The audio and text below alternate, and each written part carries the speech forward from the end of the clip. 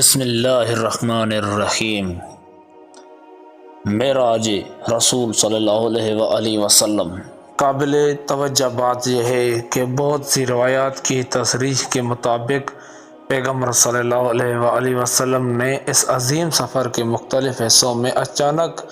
علی علیہ السلام کو اپنے پہلو میں دیکھا، اور ان روایات میں کچھ ایسی تعبیریں نظر آتی ہیں جو پیغمبر اکرم صلی اللہ علیہ وآلہ وسلم کے بعد علی علیہ السلام کے مقام کی حد سے زیادہ عظمت کی گواہ ہیں۔ معراج کی ان سب روایات کے باوجود کچھ ایسی پیچیدہ اور اسرار آمیز جملے ہیں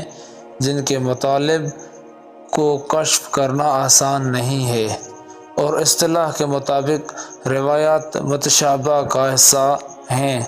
یعنی ایسی روایات جن کی تشریح کو خود معصومین علیہ السلام کی سپرد کر دینا چاہیے۔ ضمناً طور پر معراج کی روایات اہل سنت کی کتابوں میں بھی تفصیل سے آئی ہیں، اور ان کے راویوں میں سے تقریباً 30 افراد نے حدیث معراج کو نقل کیا ہے۔ یہاں یہ سوال سامنے آتا ہے، یہ اتنا لمبا سفر طے کرنا اور یہ سب عجیب اور قسم قسم کے حادثات اور یہ ساری لمبی چوڑی گفتگو اور یہ سب کے سب مشاہدات ایک ہی رات میں یا ایک رات سے بھی کم وقت میں پیش کس طرح سے انجام پا گئے؟ لیکن ایک نقطہ کی طرف توجہ کرنے سے اس سوال کا جواب واضح ہو جاتا ہے کہ سفر معراج ہرگز ایک عام سفر نہیں تھا کہ اسے عام معیاروں میں کہا جائے۔ نہ تو اصل سفر معمولی تھا اور نہ ہی آپ کی سواری معمولی اور عام تھی، نہ آپ کے مشاہدات عام اور معمولی تھے، اور نہ ہی آپ کی گفتگو اور نہ ہی وہ پیمانے جو اس میں استعمال ہوئے ہمارے قرہ خاکی کے محدود اور چھوٹے پیمانوں کی مانند تھے، اور نہ ہی وہ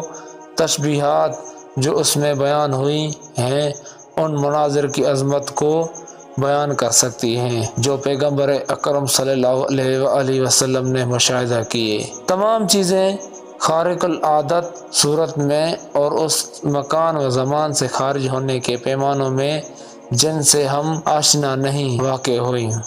اس بنا پر کوئی تعجب کی بات نہیں ہے کہ یہ امور ہمارے قرہ زمین کی زمانے کے پیمانوں کے ساتھ ایک رات یا ایک رات سے بھی کم وقت میں واقع ہوئی ہوں۔ معراج جسمانی تھی یا روحانی؟ شیعہ اور سنی علماء اسلام کے درمیان مشہور ہے کہ یہ واقعہ عالم بیداری میں صورت پذیر ہوا۔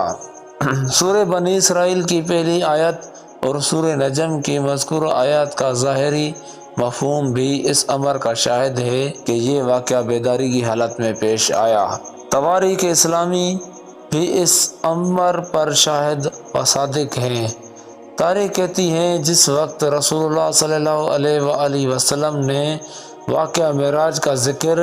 کیا تو مشرکین نے شدت سے اس کا انکار کر دیا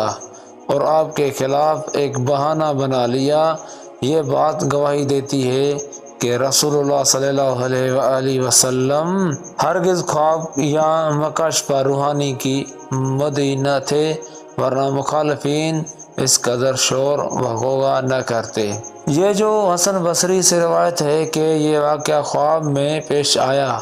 اور اسی طرح جو حضرت عائشہ سے روایت ہے کہ خدا کی قسم بدن رسول اللہ صلی اللہ علیہ وآلہ وسلم ہم سے جدا نہیں ہوا، صرف آپ کی روح آسمان پر گئی۔ ایسی روایت ظاہراً سیاسی پہلو رکھتی ہیں۔ معراج کا مقصد گزشتہ مباحث پر غور کرنے سے یہ بات واضح ہو جاتی ہے کہ معراج کا مقصد یہ نہیں کہ رسول اکرم صلی اللہ علیہ وآلہ وسلم دیدار خدا کے لیے آسمانوں پر جائیں، جیسا کہ سادہ لوح افراد خیال کرتے ہیں۔ افسوس سے کہنا پڑتا ہے کہ بعض مغربی دانشور بھی ناگہانی کی بنا پر دوسروں کے سامنے اسلام کا چہرہ بگاڑ کر پیش کرنے کے لیے ایسی باتیں کرتے ہیں۔ ان میں سے ایک مسٹر گیورگیو بھی ہیں، وہ بھی کتاب محمد وہ پیغمبر ہیں جنہیں پھر سے پہچاننا چاہیے میں لکھتے ہیں، محمد اپنے سفر معراج میں ایسی جگہ پہنچے کہ انہیں خدا کی کلم کی آواز سنائی دی۔ انہوں نے سمجھا کہ اللہ اپنے بندوں کے حساب کتاب میں مشغول ہے، البتہ وہ اللہ کی کلم کی آواز تو سننے تھی مگر انہیں اللہ دکھائی نہ دیتا تھا، کیونکہ کوئی شخص خدا کو نہیں دیکھ سکتا، خواہ پیغمبر ہی کیوں نہ ہو۔ یہ عبارت نشاندہی کرتی ہے کہ قلم لکڑی کا تھا، ایسا کہ کاغذ پر لکھتے وقت لرزتا تھا اور آواز پیدا کرتا تھا۔